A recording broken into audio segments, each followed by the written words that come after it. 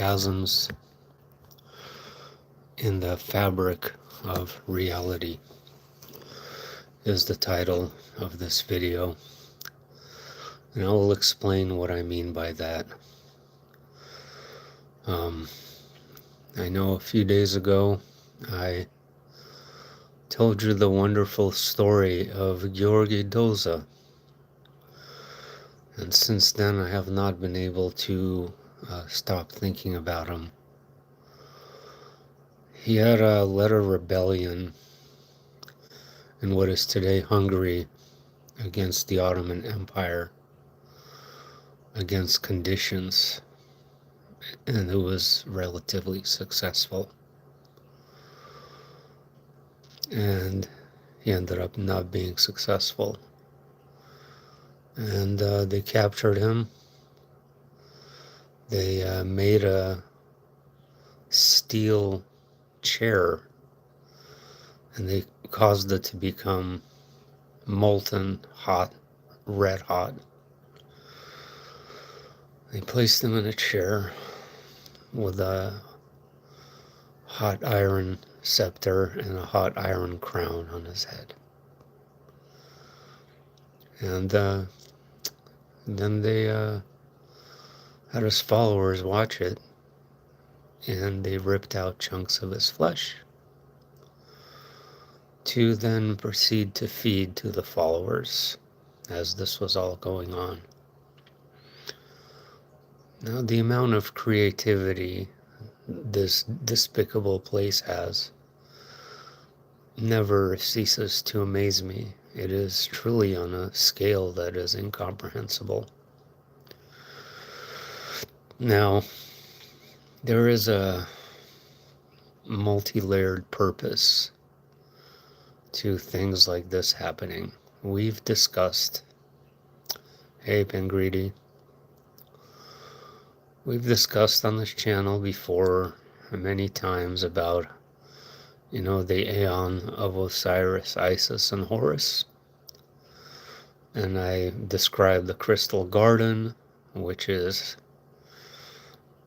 a sort of golden age on this planet where crystals intersected ley lines around the world, and it caused, a communication renaissance and a vibrational renaissance. And it was led by someone named Lilith, who was then taken over by Osiris, etc., etc. And since then, everything was inverted, and that energy from those crystals were projected elsewhere and inverted.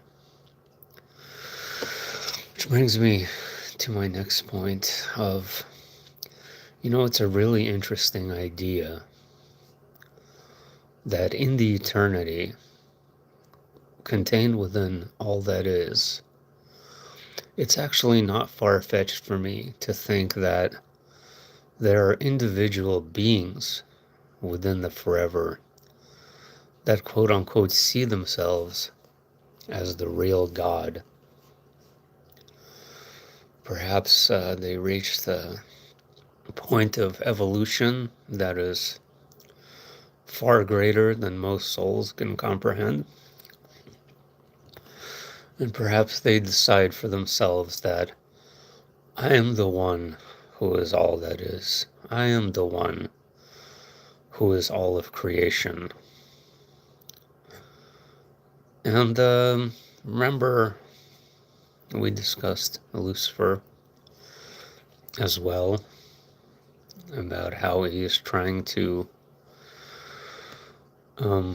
destroy reality, or destroy the eternal now, because of things he's seen and things that bothered him. And for him, the ends justify the means, because to him, it would end all suffering. I talked about this before in my channel, but on the flip side, there could be deities or gods who are trying to extract as much divine light and energy as possible to grow and separate themselves in their own bubbles and become gods of universes. Now, when someone experiences tremendous psychological or physical pain, which I have before, and I'm sure many of you have as well, this reality loves doing that. It's one of its favorite things to do. When that energy from that experience is emanating from the form, from the body, it creates ripples and distortions in the fabric of reality.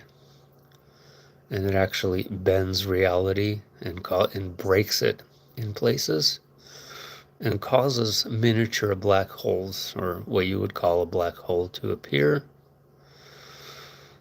And those black holes, I believe, are very important, because if there is a deity who is attempting to take over realities in a multi-dimensional way, or other planets perhaps, they need access to other realities. And that break, that chasm, causes portals to open and information from other realities to seep in, or then that those deities can create a tether and essentially boomerang themselves onto that reality. You may have heard that people in extreme pain often leave their body during the experience, and this is true. It happened to me, actually. I drank some poisoned water one time, and my stomach was in just absolute agony, and it was so bad that I started to disengage from my body, and I would have all these crazy visions and things that I would see. So what's happening during this torment is that the soul is trying to escape the body, and it essentially tries to escape through these miniature black holes that experience is creating.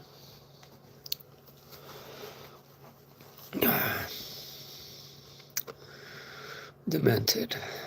Very demented indeed. And it saddens me to think that there is zero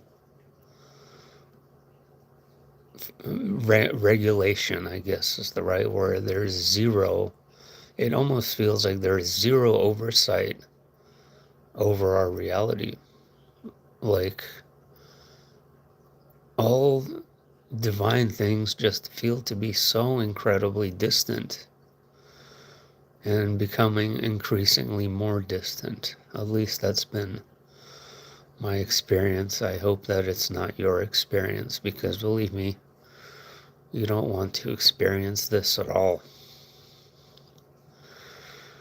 And so, yeah, in conclusion, I believe that is one of the reasons constant bloodshed is perpetuated.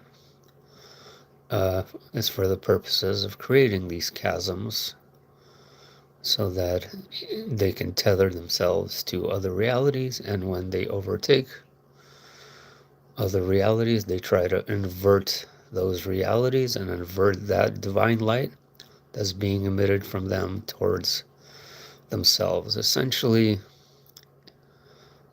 these demigods are kind of trying to take a shortcut to evolution, meaning they don't evolve normally anymore as one would through experiences, through,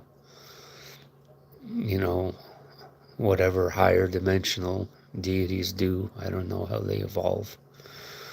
But instead of doing that, they extract divine light from realities and invert it and take it for themselves.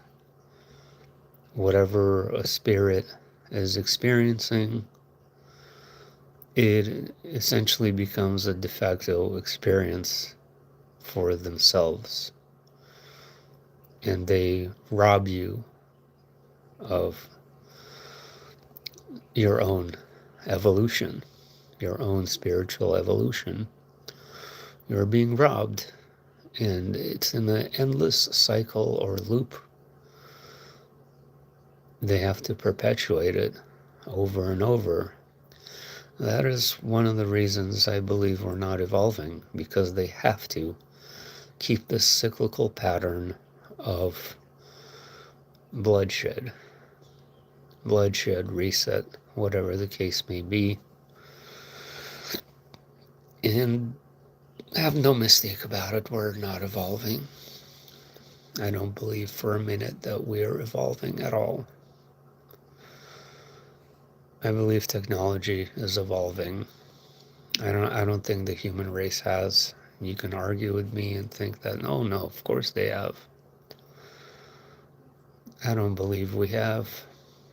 And yeah, it's a shame. So let me know what you think about these intense experiences people are forced to undergo this realm. It's unethical, it's unjust, and it's evil.